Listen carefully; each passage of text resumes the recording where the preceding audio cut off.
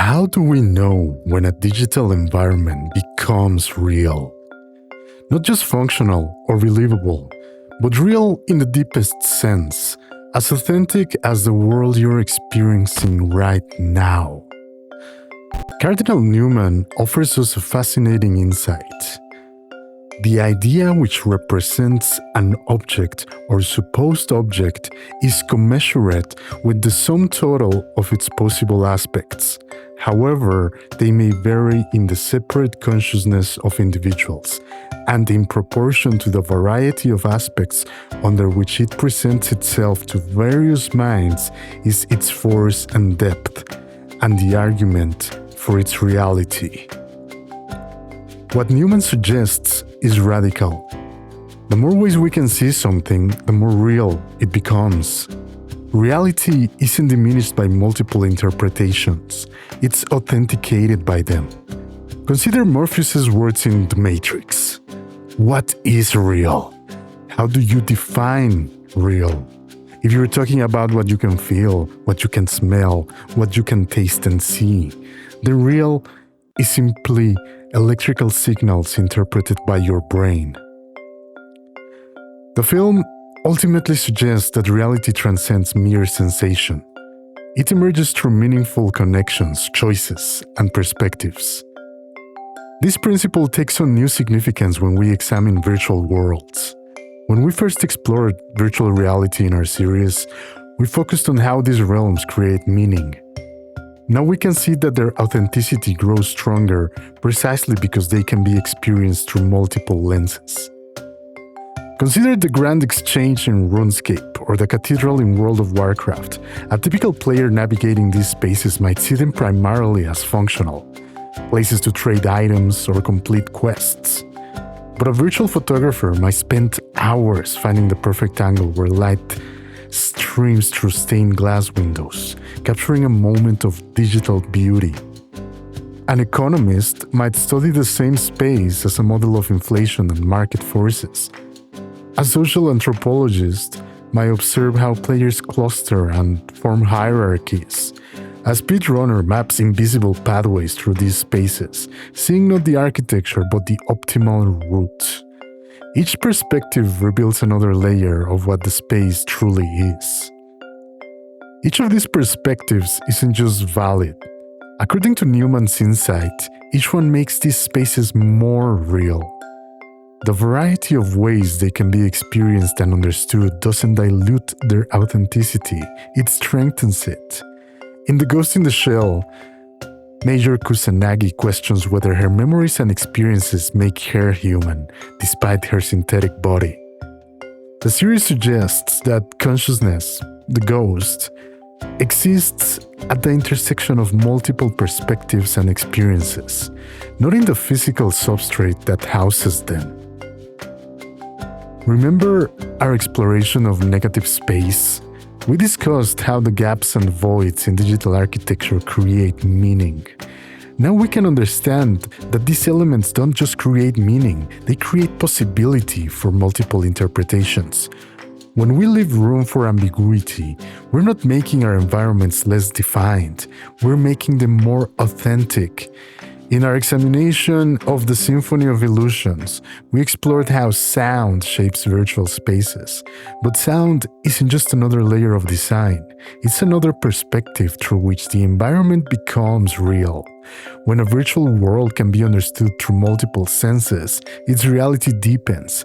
Each new way of experiencing it adds to its force and depth. This has profound implications for designers. Instead of trying to control exactly how an environment will be used or understood, perhaps we should focus on creating digital landscapes that invite multiple valid interpretations. The goal isn't to make virtual worlds that can be anything, but to create environments that become more authentic through the variety of ways they can be meaningfully experienced. Think about how Minecraft has endured and evolved. Its reality isn't rooted in photorealistic graphics or perfect physics simulations. It exists as a playground for architects, a canvas for artists, a laboratory for engineers, and a storytelling medium for millions. Each interpretation adds to its depth and permanence. In The Matrix, Neo's journey towards accepting and then transcending the digital world mirrors our own relationship with virtual environments. His reality becomes most profound, not when he simply perceives the Matrix, but when he begins to see it in multiple ways, as code, as metaphor, as battlefield, as potential. Similarly, in Ghost in the Shell, the boundary between human and synthetic becomes meaningless when consciousness flows freely across multiple forms and perspectives. Newman also tells us that to live is to change, and to be perfect is to have changed often. In virtual worlds, this takes on new meaning. The perfect environment isn't one that remains static in its purpose or interpretation, but one that grows in authenticity as it accumulates new ways of being understood and experienced. This brings us to a crucial insight. We're not just building virtual spaces, we're creating opportunities for multiple valid perspectives. Each new way of experiencing or understanding these digital environments doesn't divide the reality, it multiplies it.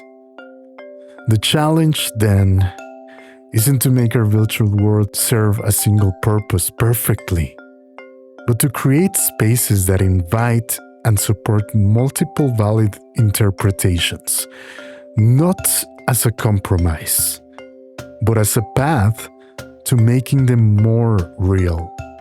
The more ways a digital landscape can be meaningfully experienced, the more it argues for its own authenticity. So perhaps the question isn't how we make these environments real, but how we open them to the multiple perspectives that will allow the reality to emerge. In the end, the reality isn't something we can design directly. It's something that grows with each unique interpretation, each meaningful experience, each new way of seeing.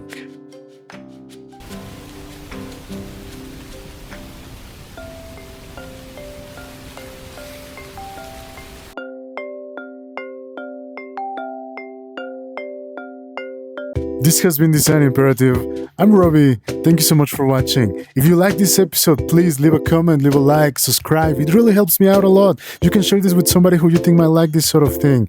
If you really like it and would like to support me so I can keep making more of these videos, there's a Ko-Fi link down in the description.